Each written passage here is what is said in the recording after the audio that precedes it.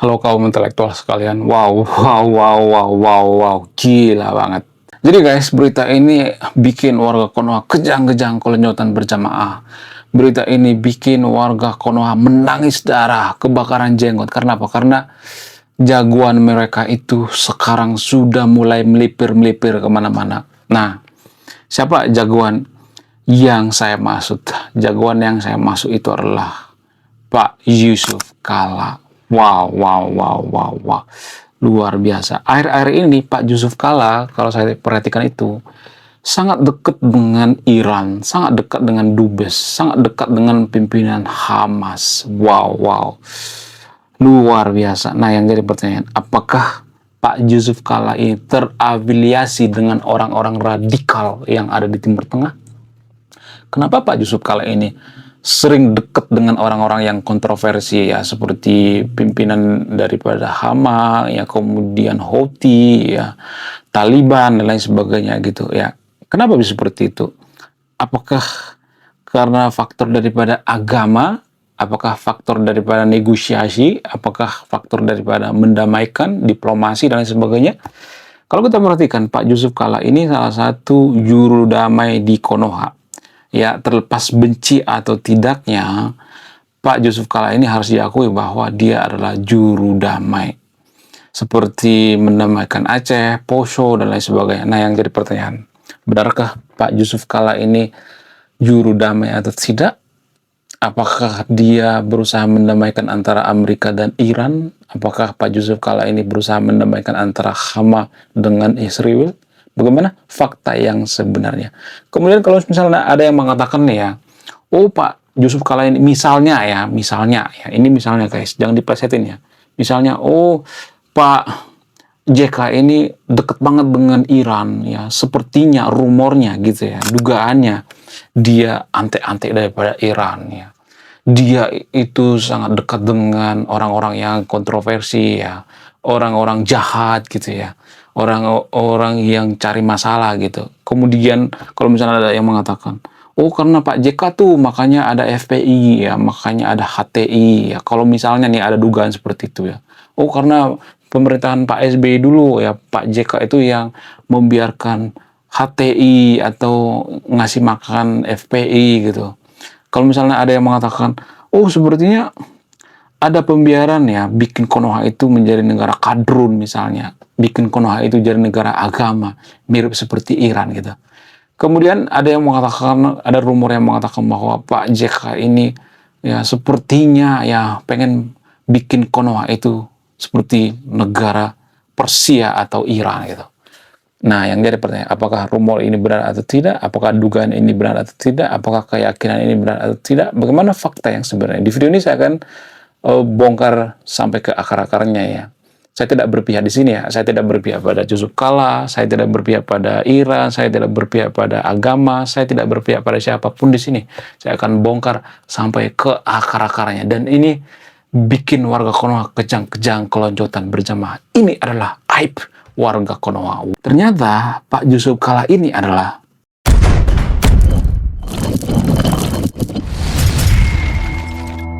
pernah diisukan, Pak Yusuf Kala ini ternyata pernah diisukan atau disarankan jadi presiden Gaza, guys. Wow, gila banget. Siapa yang setuju kalau Pak Yusuf Kala itu presiden Gaza atau presiden daripada Palestina? Apakah Palestina itu akan damai gitu? Apakah semakin makmur gitu? Bagaimana menurut yang nonton video ini? Apakah cita-cita daripada Pak Yusuf Kala ini akan tercapai dia jadi presiden gitu? Ya, apakah Pak Yusuf Kala ini kesel karena seumur hidup dia jadi wapres gitu? Apakah ini terwujud atau tidak? Dan ada rumor yang mengatakan seperti itu guys ya. Rumor ini dulu viral tahun yang lalu ya, sekitar tahun 2025 maksudnya ya. Ketika dia bertemu dengan pimpinan daripada Hamas. Nah, yang jadi pertanyaan, apakah Pak Yusuf Kala ini terafiliasi dengan orang-orang yang radikal seperti pimpinan daripada Hamas gitu? Jadi Hamas ini kan kita bisa melihat dari dua sudut pandang. Di satu sisi bisa dikatakan bahwa Hama ini adalah orang yang radikal. Di sisi lain bisa dikatakan bahwa Hama ini bukan radikal, mereka ini pejuang gitu. Ya, seperti memperjuangkan kemerdekaan warga Konoha gitu ya, memperjuangkan kemerdekaan negara kita zaman dulu. Ada yang berpikiran seperti itu, guys. Tapi yang jarang disadari itu adalah Palestina ataupun Gaza tidak apple to apple kalau dibandingkan dengan Konoha. Kenapa bisa seperti itu? Apa alasannya? Jadi gini guys, itu dua hal yang sangat berbeda ya. Kita itu ya tidak ada hubungan dengan Belanda. Jadi yang menjajah Konoha zaman dulu katanya adalah Belanda. Itu berdasarkan sejarah Konoha ya. Kita dijajah oleh Belanda. Kita kan nggak ada hubungan apa-apa sama Belanda kan, selain hubungan dagang ya, bisnis dan hubungan penjajahan kan, nggak ada kan. Sementara Palestina dengan Israel itu satu rumpun guys. Ini berdasarkan penelitian. Mereka masih satu rumpun. Mirip seperti orang Melayu Riau dengan orang Melayu Malaysia. Dulu mereka satu rumpun gitu. Jadi setelah dites DNA, ternyata DNA daripada orang-orang Palestina dan orang-orang Israel itu masih satu DNA. Makanya Ustadz Felicio mengatakan Yesus itu adalah orang Palestina. Walaupun itu masih kontroversi ya. Itu mungkin alasan daripada Felicio, makanya dia mengatakan bahwa Yesus itu orang Palestina. Ya karena dulu nggak ada Palestina, ya kemudian nggak ada terbagi-bagi seperti sekarang ini kan. Ya, dulu kan itu satu kesatuan ya, satu kerajaan dulu ya. Nah, yang jadi pertanyaan, apa beda antara kasus daripada penjajahan Palestina sekarang ini dengan Indonesia zaman dulu? Bedanya itu, Indonesia nggak ada hubungan darat dengan Belanda. Nggak serumpun, kita nggak serumpun ya. Beda etnis gitu ya. Sementara Israel dengan Palestina itu masih satu etnis. Jadi sebenarnya gini guys, kita harus melihat dari berbagai sudut pandang ya. Sebenarnya ini kan seperti benang kusut ya. Ada berlapis-lapis ya, kerumitan yang sangat luar biasa gitu ya. Permasalahan daripada Iran dan Israel ini. Maksudnya permasalahan daripada Gaza dengan Israel ini. Jadi gini guys, sebenarnya orang Israel itu pulang ke tanah kelahiran mereka ya ketika mereka merantau ke luar negeri. Dulu kan mereka pernah merantau ke luar negeri ya. Orang-orang Israel itu kalau Anda perhatikan banyak yang berambut pirang. Kenapa mereka berambut pirang? Karena perkawinan campur. Jadi orang-orang Yahudi itu sudah berkawin campur dengan orang-orang Barat guys. Jadi kalau Anda perhatikan orang Palestina itu kan nggak terlalu banyak rambut pirang kan. Ada sih tapi nggak terlalu banyak kan. Nggak sebanyak orang Israel kan. Nah itu artinya orang Israel ini dulu bangsa perantau. Makanya mereka sangat maju sekarang ini. Karena apa? Karena ilmu mereka itu sangat memadai gitu ya. Dulu mereka punya ilmu sangat luar biasa ya. Setelah perang dunia meletus, mereka dikejar-kejar dari Eropa lalu pulang kampung cuy. Bukan menginvasi Palestina. Ini permasalahan yang sangat rumit sekali ya. Jadi kalau misalnya ada yang mengatakan bahwa Israel itu menjajah Palestina, itu menurut saya pribadi nggak masuk akal. Uang mereka satu saudara kok, ya satu rumpun kok, gimana mau menjajah coba? Itu kan? Ya. Jadi itu bukan penjajahan guys. Tapi ya mereka itu pulang kampung, pulkam ya. Dari mana saya tahu? Dari sejarah gitu ya. Kalau misalnya mengatakan, oh kita ngambil sejarahnya dulu dari setelah Inggris hengkang dari sana gitu ya. Perjanjian Inggris dan sebagainya. Guys, jangan ngambil dari situ. Ngambil dari zaman Abraham aja deh ya. Dari dulu gitu ya. Kita ngambil dari lebih dalam lagi gitu ya. Dari zaman Abraham gitu ya. Dari sebelum Masehi aja kita ambilnya gitu. Ya, biar lebih konkret gitu ya. Jangan nanggung-nanggung gitu. Jadi kalau saya perhatikan warga Konoha itu ya, mereka tuh ngambil dari sudut pandang.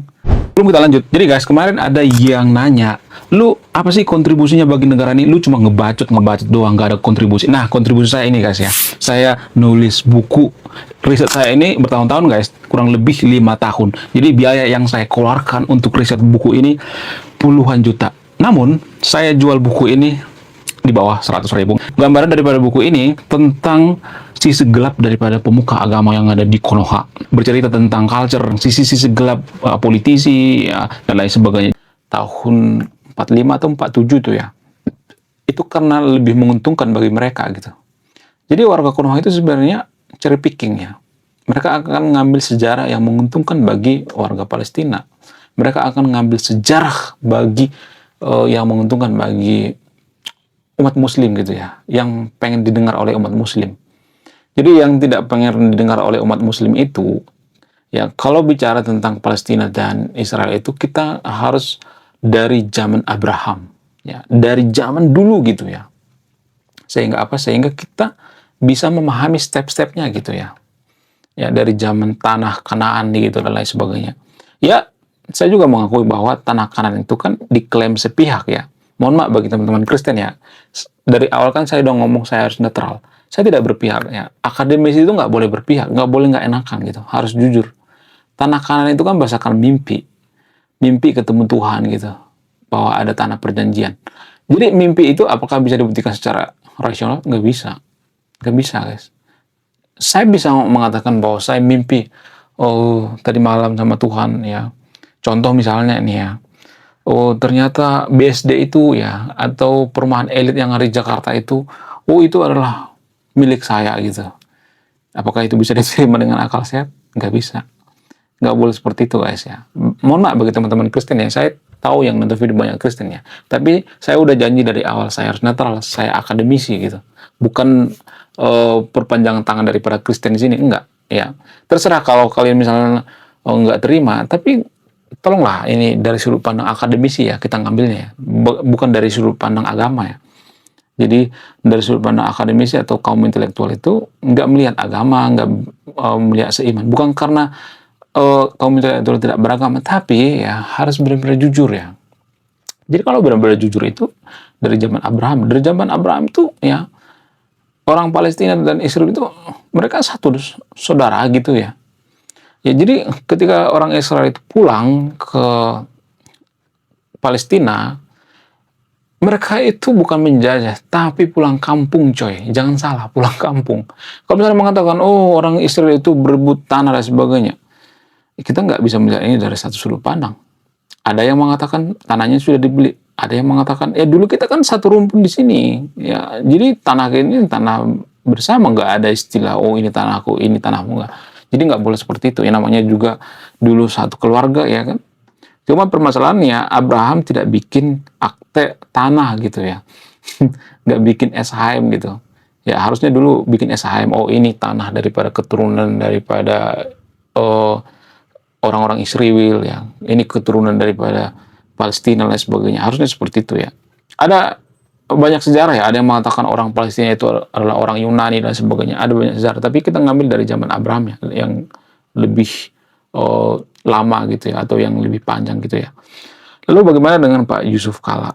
Pak Yusuf Kalla ini sebenarnya, ya ini menurut keyakinan saya, dia itu kalau saya perhatikan Pak Yusuf Kalla ini berusaha mendamaikan ya.